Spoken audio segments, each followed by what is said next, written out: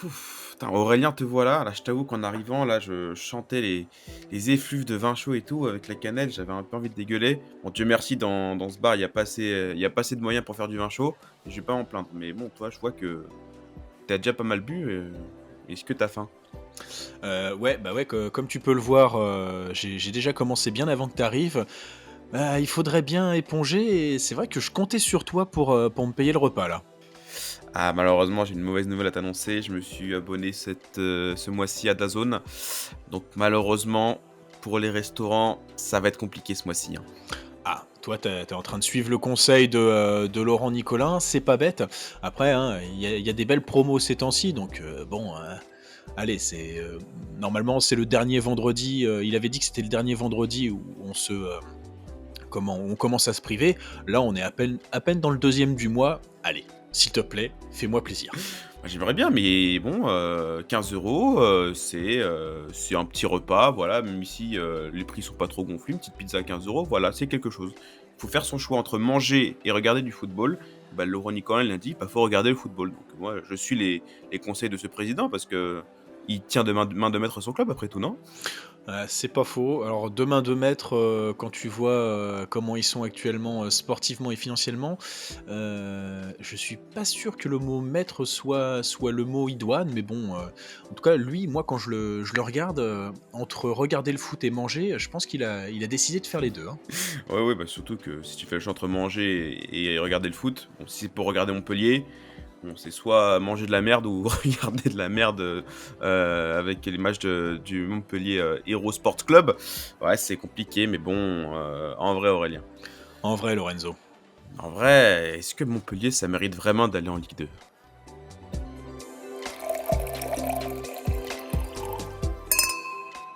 Ah, tu vois, on fête, les 50 ans de la présidence, des Nicolins, au MHSC, mais là, c'est Laurent qui mange, tout le gâteau donc rien que pour ça, pour moi, ça mérite de finir en Ligue 2, tu que 2 victoires cette saison. Alors malheureusement, il a fallu que ça soit contre la JOCR où je pensais, comme à notre habitude, on allait relancer un club, dans la panade, heu et ils ont gagné face au Stade Brestois, mais bon, le Stade Brestois, bon, je vais rien dire parce qu'ils avaient laissé une belle opération portes ouvertes pour la JOCR donc bon voilà, mais quand tu vois, leur nombre de points, qu'on est à 3 matchs, du milieu du championnat, eux, ils vont finir, champions d'automne mais dans le sens, dans le bas du classement. Ah, c'est vrai qu'ils sont bien partis, hein, il reste que 3 matchs avant, la fin de l'année 2024, bon, bah, voilà, hein, ça va être 18e, avant d'arriver en 2025 et bon, à ce qu'ils font cette saison quand même, c'est très fort, hein, parce que tu as dit, son dernier. Ils ont quand même pris 36 buts. C'est quand même la troisième pire défense d'Europe derrière, Wolverhampton et Venezia. Donc, tu te places quand même là au niveau européen. Et bah, là, tu es déjà à 5 points du 1er barragiste, qui est, Saint-Étienne. D'ailleurs, il y en a qu'1, je sais pas pourquoi tu es 1er. Mais, oui, là franchement, alors que ça faisait, longtemps que Montpellier s'était stabilisé un petit peu au milieu du classement, là, tu es parti pour même pas te battre pour le maintien, mais éviter, comme sur Football Manager, là vraiment c'est le dernier truc que tu peux faire, c'est éviter la relégation courageusement. Bah là, ils sont partis pour ça et bon, miraculeusement, la DNCG, leur a pas collé de sanctions. Bon, alors que franchement, quand tu vois l'état financier du club, ils auraient clairement pu, hein. Quand tu regardes, sur le plan financier, de ce que j'ai pu lire dans Midi Libre, parce que c'est important de lire la presse, locale, hein. Je dis pas ça parce que je suis journaliste, local évidemment. Il y aurait 15 millions de déficit minimum. Le minimum, c'est le mot le plus important, sachant que, bah, tu étais déjà déficitaire sur les 2 derniers exercices avec, 2 000 000 donc quand tu regardes que les gars, ils ont embauché un ancien Serbe de 33 ans qui venait de la Fiorentina, sans contrat, heu, tu sens que bon, déjà, ils ont pas de la suite dans les idées pour ramener des joueurs, mais alors là, pour essayer de faire, une opération sauvetage, bah, ça semble, compliqué et bah, le Montpellier, qu'on a connu champion il y a donc une douzaine d'années, bah, il va faire un tour au Ah purgatoire. bah, là, on est très, très loin de Montpellier de 2012, qui, arrivait à faire l'exploit de remporter la Ligue 1, pour la première fois de son histoire. Parce que là, bon, déjà financièrement, tu sens que c'est la merde avec au moins 15 millions. c'est vrai que le minimum, il fait très peur. C'est de 15 à 40 millions, on sait pas.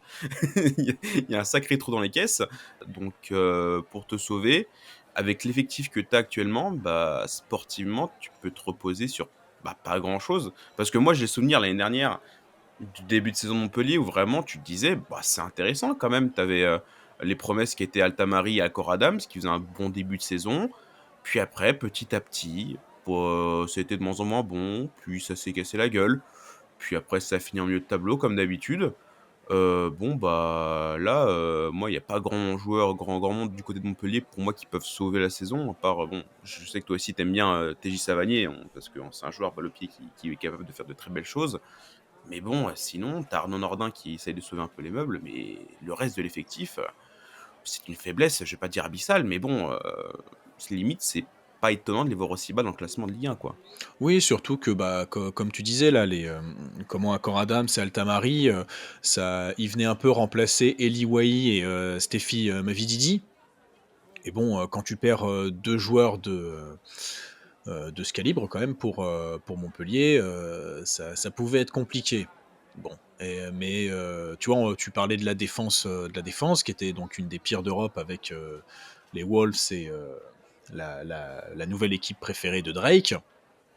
Il te manque Christopher Julien. Alors certes, Christopher Julien, peut-être que je lui tresse des lauriers parce qu'il était formé par le meilleur club du monde, mais ça restait un élément, on va dire correct, de la Ligue 1. Je crois qu'il manque aussi, Kiki Kouyaté. Tu as vendu, Estève, cet été, pour 12 millions.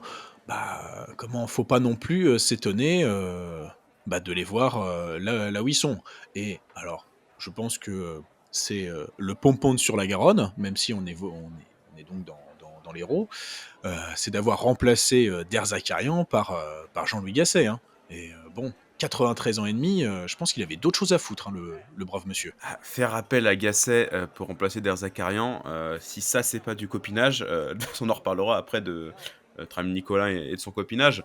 Mais bon, Gasset qui déjà, l'année dernière, quand il est allé à Marseille pour faire, le pompier de service, alors que le pauvre, s'il fait vraiment le pompier de service, je pense qu'il se casse quelques os. Là, avant qu'il soit rappelé par Montpellier. Ah, c'est sûr qu'il va pas monter il va pas monter sur la barre, hein. Dieu merci, il va pas monter sur la barre, personne ne veut voir ça.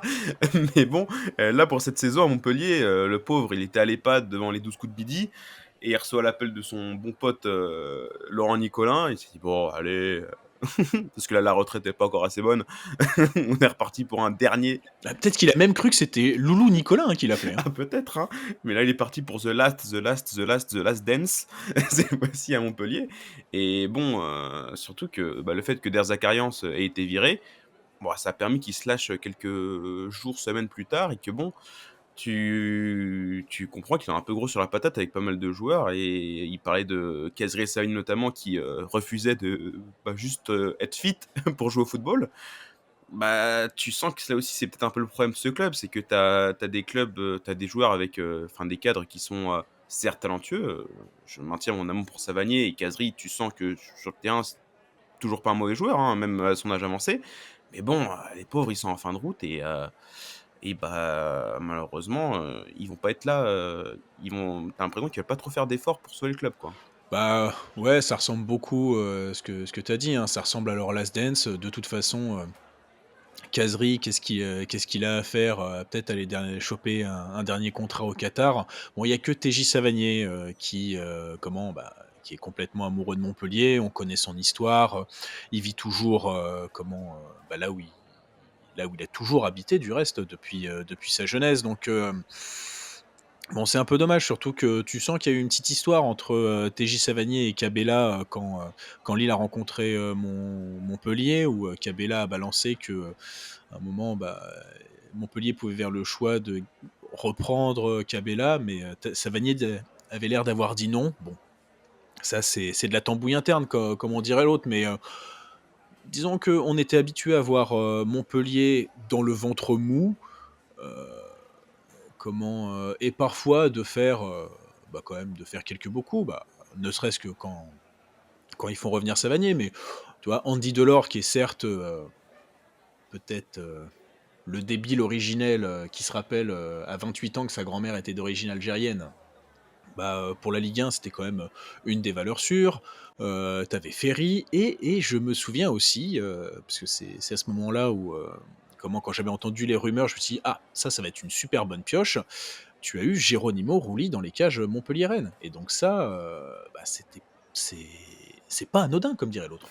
C'est vrai que, Marseille n'a pas eu cette première idée en premier de faire venir Jérôme Roulier en Ligue 1, finalement. C'est bon, il est un peu plus, il a plus de succès à Marseille qu'à Montpellier, j'ai l'impression, Roulier, même si moi c'est toujours un gardien que j'ai trouvé très, irrégulier, mais bon, il c'est une part majeure quand même du bon début de saison de l'OM, donc bon, là pour l'instant je reconnais mes erreurs, on va voir jusqu'à la fin de la saison. Mais oui, pour Montpellier, bon, bah, ça a toujours été, bah, un bon club de Ligue 1 parce que même si, il y a 12 ans, ils font, cet exploit incroyable, avec Olivier Giroud, avec Rémi Cabella, avec Younes Belhanda et cetera. Bah, depuis ce titre-là, bah, vraiment, malheureusement, il s'est pas passé grand-chose, quoi. Montpellier est rentré dans le rang et à chaque fois, bah, ça finit entre la 8e et la 12e, 13e place. Même si, bah, tu l'as dit, tu as parlé de l'or, il y a eu Laborde, tu as eu Boudbouz, tu as des joueurs de qualité quand même qui sont venus. Mais moi, j'ai toujours l'impression que tu as vraiment Montpellier n'a jamais eu une ambition, autre que de finir dans le ventre mou et de voir comment les choses se passent.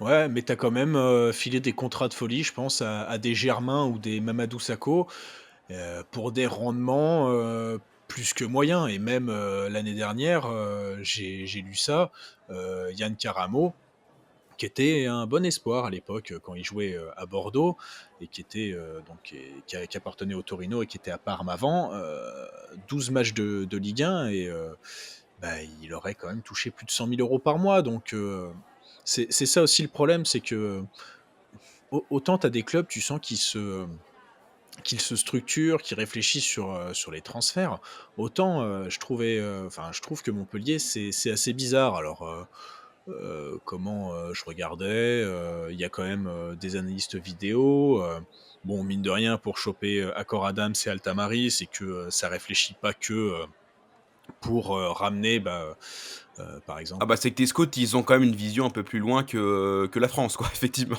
Ouais, c'est ça, c'est que, bah, surtout, tu vois, quand tu ramènes Nordin et Cazerie, tu les ramènes pourquoi? C'est parce qu'ils viennent de descendre avec Saint-Étienne, donc on peut pas dire que ça soit, l'idée, la plus grande idée du siècle. C'est, oui, tu regardes qui descend et tu regardes qui était intéressant, quand même dans cette équipe de peintres et tu as, ces 2 noms Bah, qui c'est ce qu'on sortent. fait tous sur Football Manager, monsieur, voyons. Ah non, mais et en effet, moi le premier, hein, et toi le second. Donc bon, on va pas jeter la pierre, là-dessus, mais on s'est habitué à Montpellier, on sait que ça fait le yo-yo.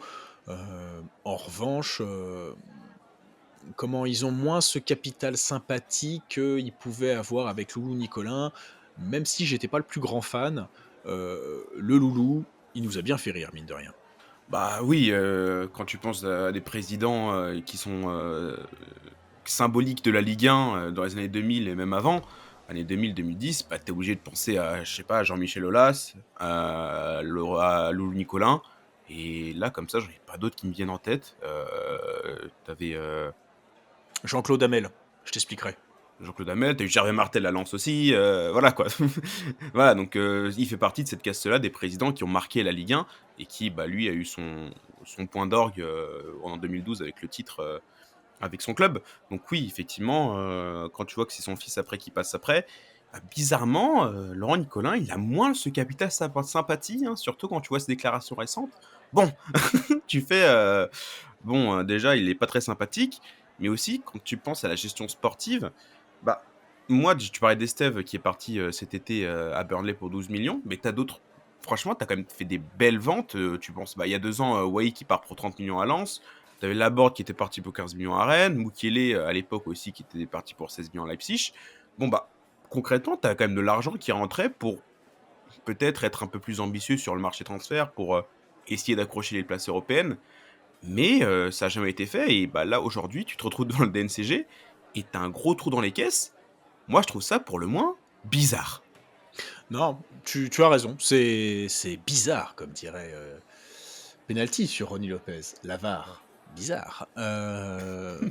Surtout quoi, tu On n'achète rien. Trop de 15 millions dans les trop de 15 millions dans les caisses. Bizarre. ouais et voilà, tu et j'aimerais bien avoir la justification en effet de Laurent Nicolin parce que, alors voilà, peut-être, comme je te le disais, peut-être qu'en fait, il s'est lâché au niveau, des salaires et c'est là où c'est parti. Mais, tu as cette espèce de projet de nouveau stade où, bah, finalement, il arrive jamais. C'est une espèce d'arlésienne. Ce qui est rigolo parce qu'en fait, ils sont pas à Arles, Attends, ils sont nouveau stade, trou dans les caisses, ça me fait penser à un club espagnol là que je supporte depuis bien trop longtemps et je commence à avoir des quelques similitudes quand tu même. penses qu'il a des origines indonésiennes, l'ami, l'ami Laurent Nicolin? Ah bah peut-être, hein, là, il aurait fallu demander à son père avant qu'il soit plus là, mais je sais pas, c'est vrai que bon, il y a quelques similitudes, la mauvaise gestion des clubs, des clubs ne s'arrête pas aux frontières espagnoles et valenciennes pour le moins.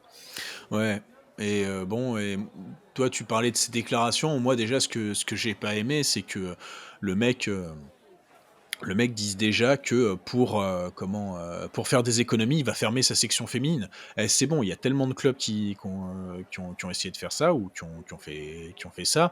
Je pense, bah, à Orléans, qui a dû se battre alors que, c'était monté en D2 si je me trompe pas. Heu et surtout que Montpellier, heu, c'est plus ou moins une place forte, enfin, ce fut une place forte, du football féminin parce que, bah, d'ailleurs c'était une des premières res structures féminines professionnelles en France dans les années 2000. Tu as quand même quelques joueuses qui sont passées par là, je pense à Charlotte Bilbao qui était quand même internationale française, même si c'est pas ma préférée, Marion Torrent, même si là je préfère un peu plus, bah, tu as eu Sakina, Karchaoui, tu as Maëlle Lacrard dernièrement avant d'arriver, au Real Madrid, cette saison donc c'est un club qui compte quand même, alors ça s'appelle plus la D1 Arkema, c'est, la première ligue parce qu'il fallait qu'on ait forcément un nom anglais et qui fasse penser à l'APL, non, parce que je crois qu'on les jalouse un peu, les Anglais. Bon, si ça permet de gagner 50 balles sur les droits TV, bon. Ouais, j'ai l'impression qu'on sait enfin, il y a personne qui s'est fait avoir par le nom à la prononciation anglaise. Mais bon, heu, mais voilà, rien que ça déjà, Notre accent dégueulasse français malheureusement, il nous jouera toujours des tours, hein. toujours est-il que ça, c'est une des premières déclarations qui m'a vraiment cassé les couilles et bah, le pompon, c'était vraiment cette histoire avec les droits TV, de DAZN, hein. Bah, là vraiment, quand on était en plein, bashing de DAZN, parce que bon, on était vraiment le temps tournait et genre, enfin 2 semaines avant le début de la Ligue 1, on n'avait toujours pas de diffuseur. Quand DAZN qui se pointe, bon, OK les sauveurs, mais quand tu vois qu'ils mettent les prix, ils mettent à 30 balles la Ligue 1, par mois, sachant que tu payes sur l'année, il y a 3 mois dans l'année où tu as pas de Ligue 1. Enfin voilà déjà DAZN c'est ça qui nous était complètement, aberrant et quand tu vois que ce monsieur Nicolin arrêtait pas de licher la pomme, pour ne pas être vulgaire, à, ce monsieur Labrune, qui avait dit: «Non mais ça, c'est une solution incroyable, on a tout fait bien, on était vraiment, les hommes de la situation» et d'ailleurs Nicolin l'a répété il y a pas longtemps, sur sur Labrune. Bon, toute cette propagande, de Nicolin pour son pote Labrune, ça, c'est vrai que c'est quelque chose qui nous a plutôt marqué en ce mois d'août.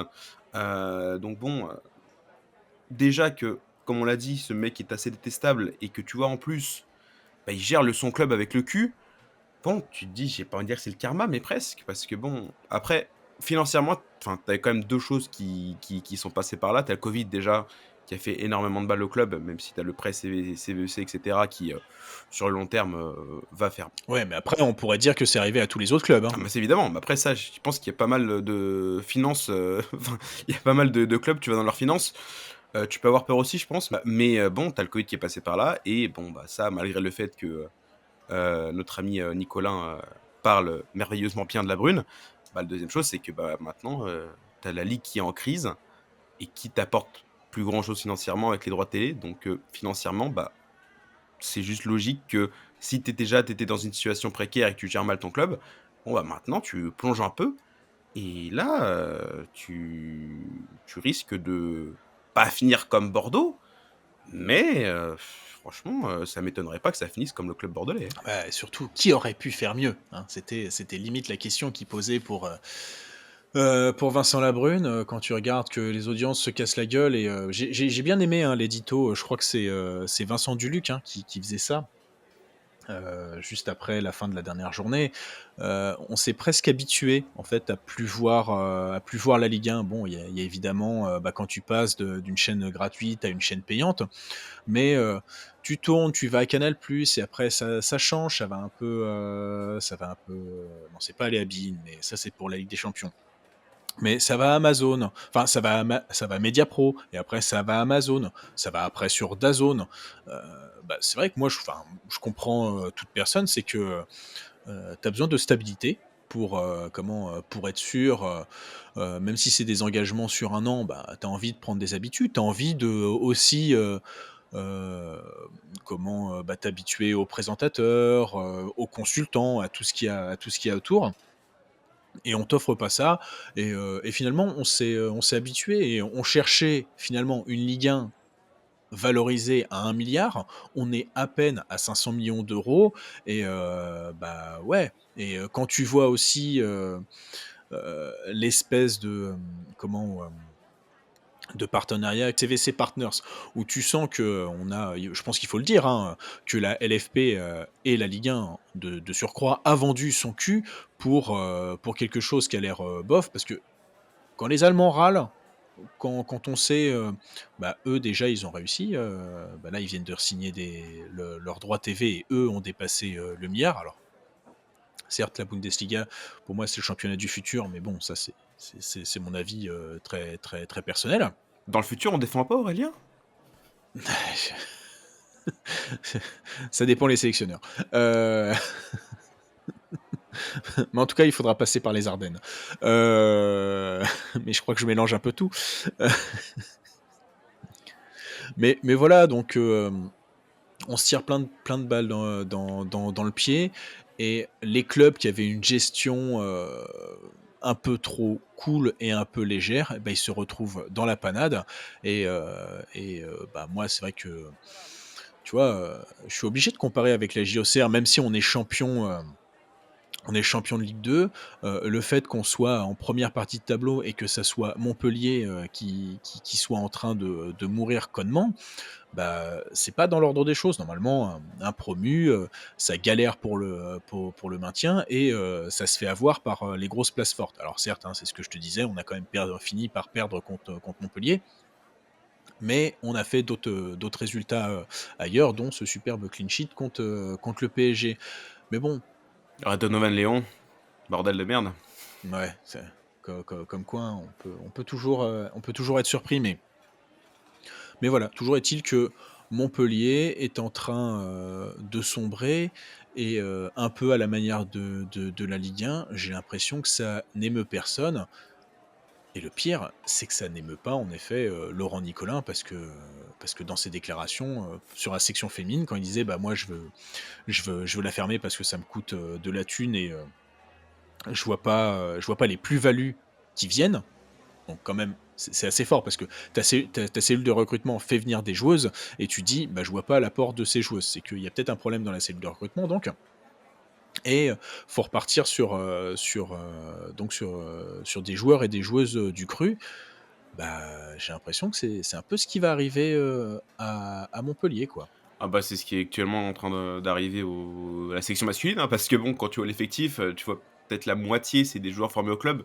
Tu te dis: C'est bizarre quand même, ça pue un peu». Je reprends encore une fois les angles de Valence, mais c'est exactement ça.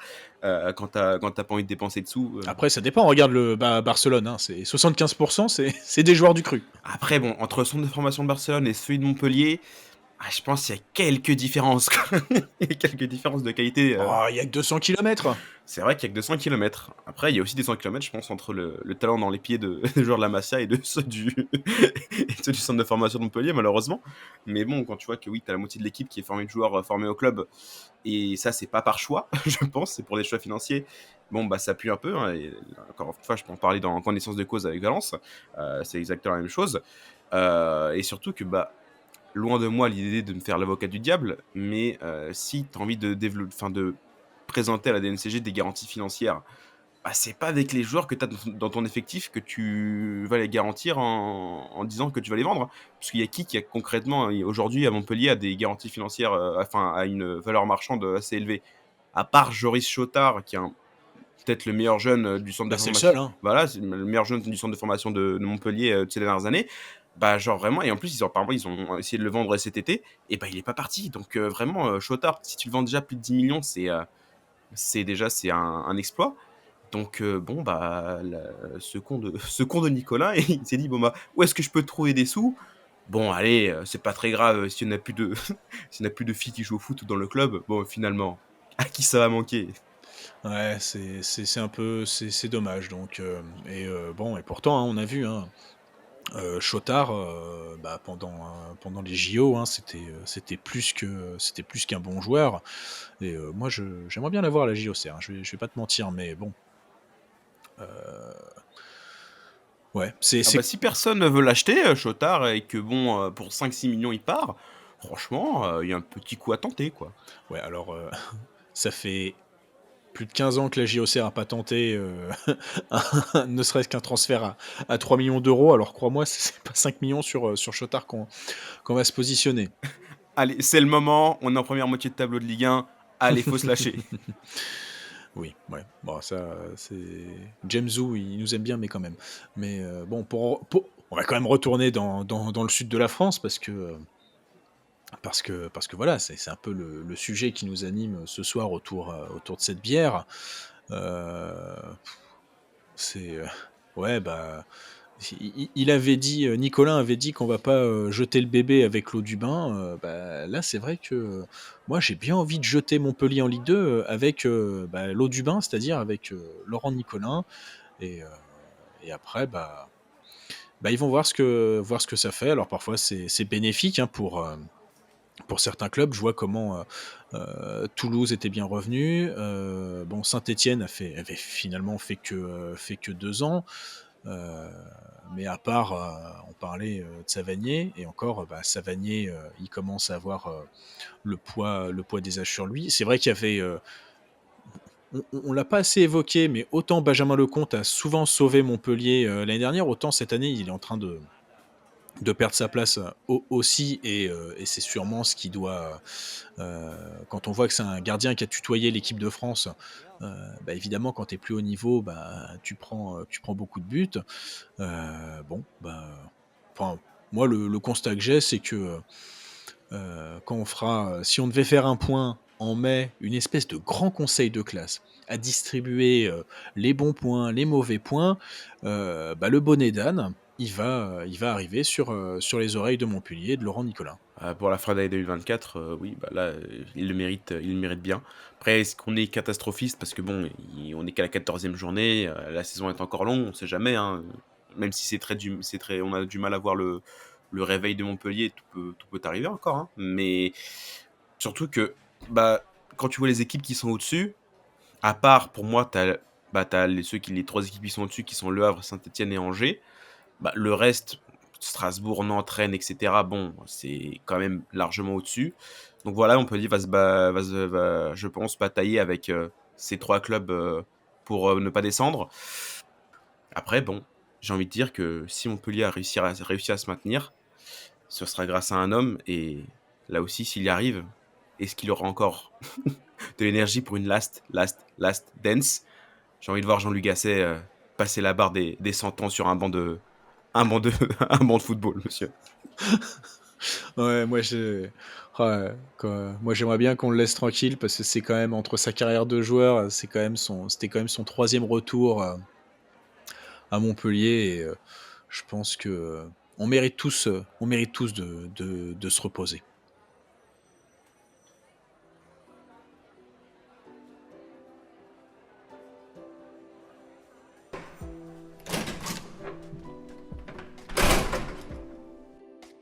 En tout cas, si Jean-Louis Gasset a l'air, vieux, usé et fatigué, sur le banc de Montpellier, putain, il y en a un qui a à nouveau la patate, au niveau, sur son banc de Madrid, c'est bien le cholo quand même. Je suis assez impressionné.